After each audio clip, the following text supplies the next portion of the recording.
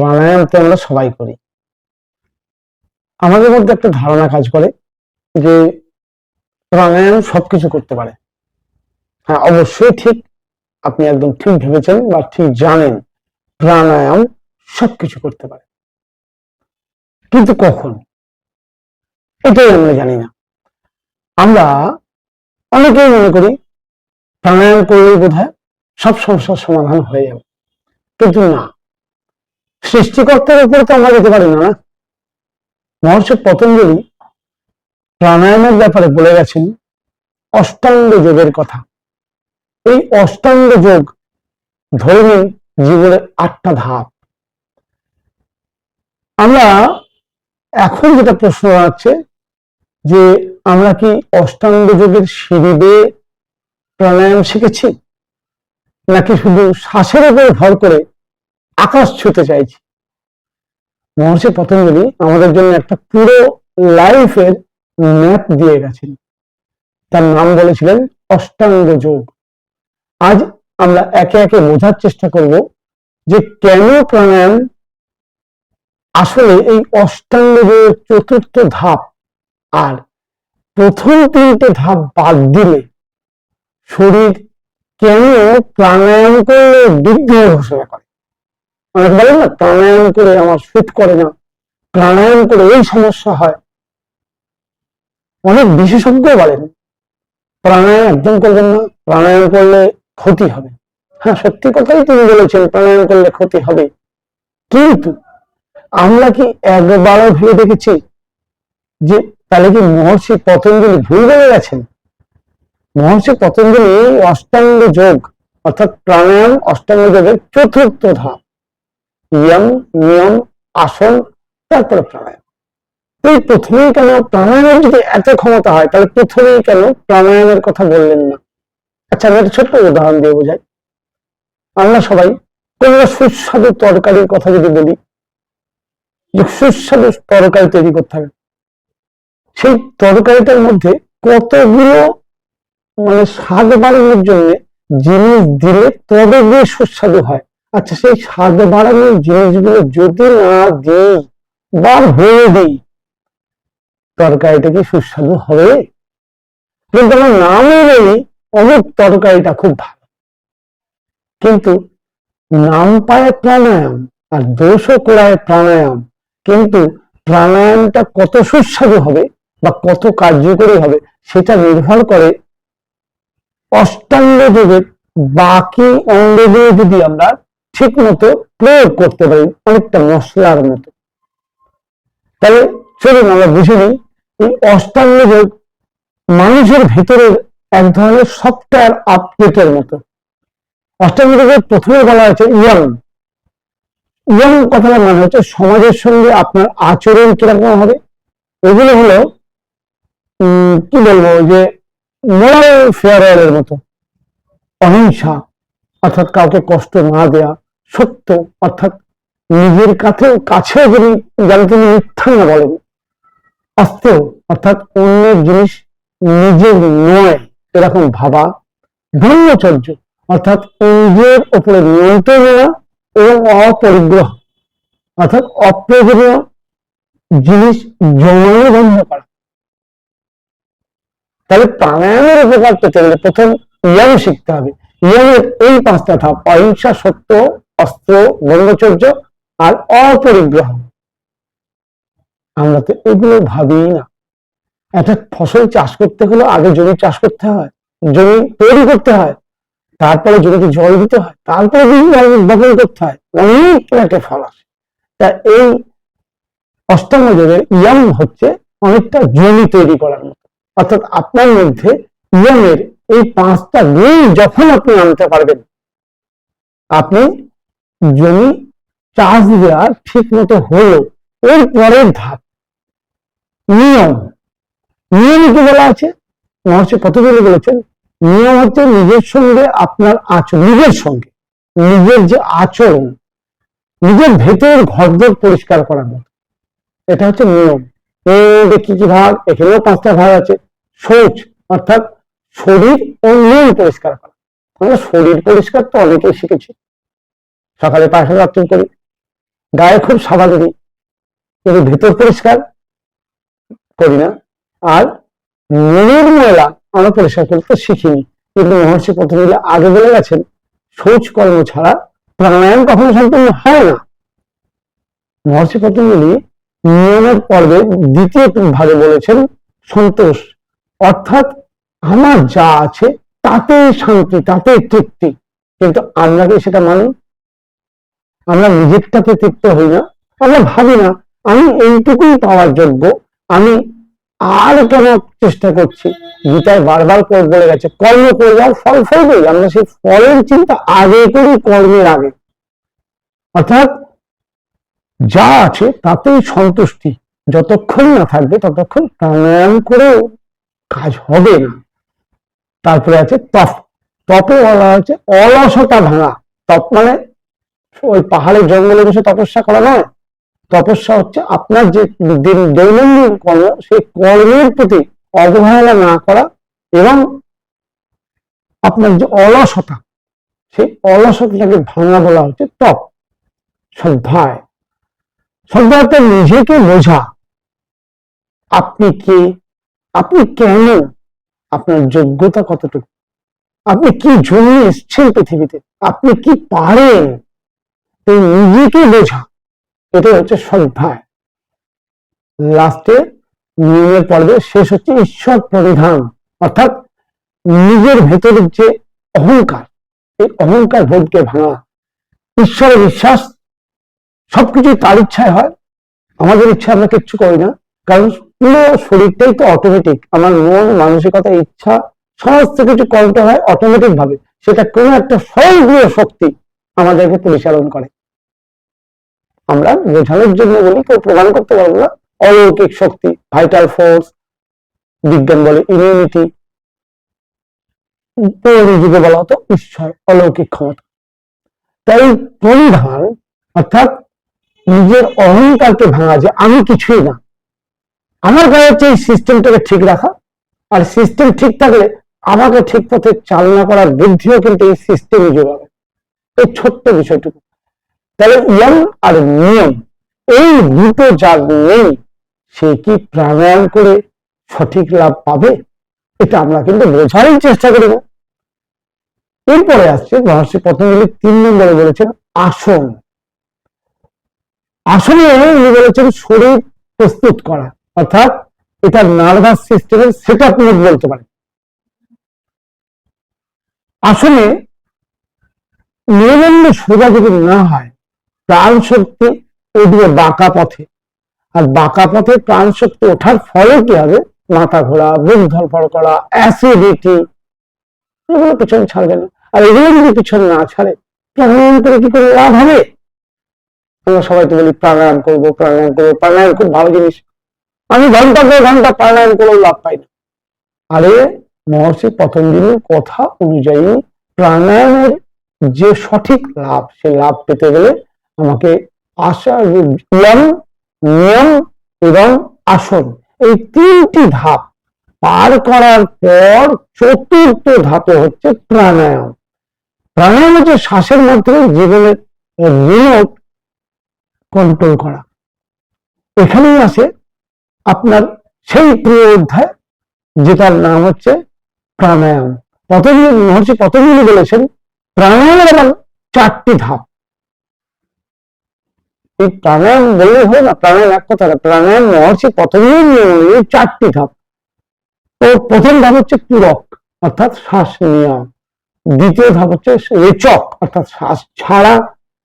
তারপর হচ্ছে অন্তঃকুম্ভক, অর্থাৎ শ্বাস নেওয়ার পরে শ্বাস ভেতরে ধরে রাখা। আর বহিঃকুম্ভক, অর্থাৎ শ্বাস বাইরে ছাড়ার পরে বন্ধ করে রাখা। প্রাণায়ামের এই 4টে ধাপ। তো শুধু ইনহেল আর এক্সহেল, অর্থাৎ শুধু শ্বাস নিলাম আর শ্বাস ছাড়লাম, আপনি কেউনি খুলেছেন কিন্তু শক্তি নিয়ন্ত্রণ করছেন না। অর্থাৎ শুধু শ্বাস নেওয়া আর শ্বাস ছাড়া, হ্যাঁ কিছু তো কাজ অবশ্যই হবে, শরীরে অক্সিজেন লেভেল নিশ্চয়ই বাড়বে, কিন্তু শক্তি যে সৃষ্টি হচ্ছে সেই শক্তিকে নিয়ন্ত্রণ করা কি করে করবেন? তাহলে প্রাণায়াম শিখলেই হবে না, প্রাণায়ামের সঙ্গে সঙ্গে একটা দীর্ঘমেয়াদী প্রসেস। প্রথমে শ্বাস প্রশ্বাসের অভ্যাস, তারপরে বসার অভ্যাস, মন শান্ত করার অভ্যাস, এবং তারপরে আস্তে আস্তে শক্তিকে বাড়ানোর অভ্যাস। শাস্ত্রে আছে না, শিক্ষার কোনো শেষ নেই। অতএব অনেকেই বলেন, দেখেছি যে আমার ভিডিও দেখে কমেন্ট করে বলেন, আমি 2 বছর 5 বছর 10 বছর প্রাণায়াম করছি, ভালো আছি। ভালো তো থাকবেনই, প্রাণায়ামের কাজ হচ্ছে আপনাকে ভালো রাখা, কিন্তু প্রাণায়ামের মধ্যে যে অসীম শক্তি আছে সেইটাকে বৃদ্ধির ট্রেনিং নিয়েছেন কি আপনি? নিচ্ছেন না। তাই অষ্টাঙ্গ যোগকে শেখাটা খুব জরুরি। প্রাণায়ামের পর আছে প্রত্যাহার। মহর্ষি পতঞ্জলি অষ্টাঙ্গ যোগে 5 নম্বর যে যোগ ক্রিয়া তাতে বলে গেছেন প্রত্যাহারের কথা। প্রত্যাহার অর্থাৎ বাইরের শব্দ ভেতর থেকে ফেরা। এই জায়গাটা খুব ক্রিটিক্যাল। আজকাল মোবাইলের আওয়াজ, চিন্তা, যেসব মানুষকে ক্রমশ তার শরীর থেকে নিজেকে দূরে নিয়ে যাচ্ছে, এটা হলো মনকে এয়ারপ্লেন মোডে নেওয়ার মতো, যে আপনি থাকবেন কিন্তু নিষ্ক্রিয়। তাকে বলা হচ্ছে প্রত্যাহার। 6 নম্বরে বলেছেন ধারণা। ধারণা হচ্ছে মনকে এক জায়গায় বেঁধে ফেলা। মন যেন বাংলার মতো এডাল ওডাল লাফিয়ে না বেড়ায়। এটা প্রদীপের শিখার মতো স্থির হতে হয়। যখন মন আপনার প্রকৃত স্থির হবে, তখন আপনি প্রাণায়ামের অলৌকিক শক্তি আপনার মধ্যে আহরণ করতে পারবেন। কিন্তু প্রাণায়াম বলতে সে আমরা থেমে যাই। তারপরে প্রত্যাহার, ধারণা, এরপরে আসছে ধ্যান। ধ্যান হচ্ছে ভাবনাহীন উপস্থিতি। আপনি আছেন কিন্তু আপনার মস্তিষ্ক নিষ্ক্রিয়, কোনো ভাবনা নেই, যেটা আপনি কখনো ভাবতেও পারছেন না। এরকম কি হয়? হয়। সাধনার স্তরগুলো ধীরে ধীরে যদি উন্নতি করা যায়, একটা সময় হয় যে ভাবনাহীন উপস্থিতি। আপনি আছেন, আপনি জেগে আছেন, অথচ আপনার ভাবনা নেই। অসম্ভব। সেই অসম্ভবকে সম্ভব করার ক্ষমতা মহর্ষি পতঞ্জলি খুব সহজে বুঝিয়ে গেছেন। আর যখন আপনার ভাবনাহীন উপস্থিতি, তখনই আর কিন্তু কোনো চিন্তা নেই, শুধু থাকা, গভীর শ্বাস আর ভারহীন অনুভূতি। আপনার মধ্যে এক অসীম আনন্দের অনুভূতি। এর পরে তো আসবে সমাধি।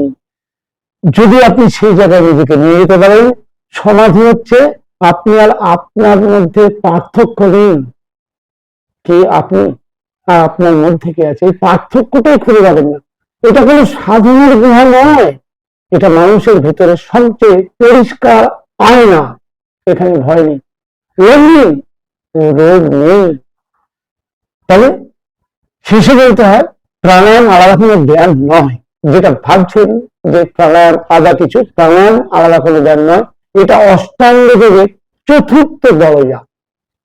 ইয়ম, নিয়ম, আসন, তারপরে প্রাণায়াম। তবে প্রথম 3টি দরজা যদি আপনি না ঢোকেন, পরপর একটা করে দরজা খুলবেন আর প্রবেশ করবেন না, যতক্ষণ এটা করবেন ততক্ষণ আপনি 4র্থ দরজায় প্রবেশ করতে পারবেন না। ওই নামই প্রাণায়াম হবে। এই জায়গাটা বোঝার আপ্রাণ চেষ্টা করুন। এবার 4র্থ দরজায় গিয়ে যদি আপনি প্রথম 3টে দরজা পার না করে 4র্থ দরজা দিয়ে যদি পৌঁছান, শরীর বলে ওঠে ভেতরে ঢুকতে পারবো না। আপনি ঢুকতে চাইলে কি হবে? শরীর বলবে। তাহলে শরীর তার আগের থাকবে, যতক্ষণ না পার করবে শরীর তৈরি হবে না। এই শরীর তৈরি করার পদ্ধতিটাই তো অষ্টাঙ্গ যোগ। আমরা তো এখন যোগকে যোগা করে ফেলেছি, মনে করি যে প্রাণায়াম, ফটাস করে প্রাণায়াম করলে প্রাণায়ামের উপকারিতা পেয়ে যাবো। আবার আতঙ্কও আছে মনে। কেউ বলে যে কপালভাতি করলে প্রেশার বাড়বে, কেউ বলে যে কপালভাতি করলে কি দেখা হয়ে যাবে, কেউ বলে যে কপালভাতি করলে পেটে ব্যথা হবে। হ্যাঁ, হবে। কারণ আপনি আগের 2টো দরজা সঠিকভাবে পার করেননি, 3য় দরজাও পার করেননি, লাফ দিয়ে 4র্থ দরজায় ঢুকেছেন। অবশ্যই কিছু সমস্যা তো আসবেই। আগে প্রত্যেকটা ধাপ, নিয়ম এবং আসন যদি আপনি ঠিক মতো পর পর পার করে আসতেন, তাহলে কিন্তু আপনি বুঝে যেতেন যে প্রাণায়াম আপনাকে কি দিতে পারে, এবং প্রাণায়াম কিছুদিন অভ্যাস করার পর আপনাকে আরো সামনে এগিয়ে যাওয়ার যে খিদে, যে শেখার ইচ্ছা, সেটা যদি জাগিয়ে রাখতে পারেন, তাহলে মহর্ষি পতঞ্জলির কথা আজও সম্ভব যে আপনি সমাধি লাভ করতে পারেন। সেটার জন্য 2-1 মাস 2-1 বছরে কিছু হয় না, দীর্ঘদিন অভ্যাসের ফলে এটা সম্ভব। শুধু প্রাণায়াম নয়, পুরো জীবনটাকে বদলাতে হবে। এটাই ঋষি পতঞ্জলির আসল যোগ, যেটা আমরা ভুলে গেছি। আমরা সবাই মনে করি যোগ খুব ভালো জিনিস, 4 বার করলে যোগ হয়ে গেল। না, যোগের প্রথম 3টে ধাপ যদি আমরা বাদ দিই, 4 নম্বর ধাপ আমাদের শরীরের ধ্বংস ডেকে আনে। আমি এত বড় কথা বলছি, শুধু প্রাণায়াম আপনাকে ধ্বংস করে দিতে পারে। অষ্টাঙ্গ যোগ শরীরের গোপন সত্তা। আজকে আমি যে কথাটা বললাম খুব ভালো করে ভেবে নেবেন। প্রাণায়াম তো অলৌকিক শক্তি, অলৌকিক জিনিস, কিন্তু ভাত ছাড়া বাঙালি বাঁচে না।